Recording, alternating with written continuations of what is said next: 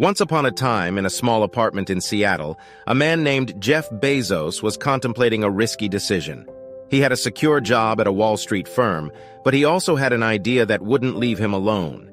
He believed in the potential of the internet, and he had a vision to create an online bookstore that could offer an unlimited number of books. With a leap of faith, Bezos quit his job and started working on his idea. He set up a makeshift office in his garage and began developing the software for his online store.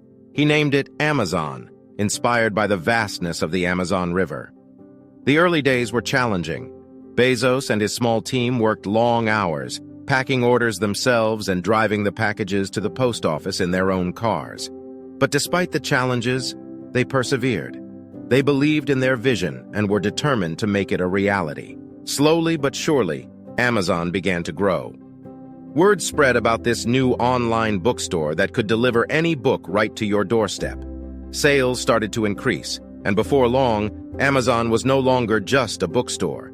It expanded into selling music, movies, electronics, and eventually, everything under the sun. Today, Amazon is one of the world's largest online retailers, and Jeff Bezos is one of the richest people on the planet. But despite his success, Bezos remains committed to the principle that guided him from the beginning: customer obsession. He believes that by focusing on the customer, success will follow.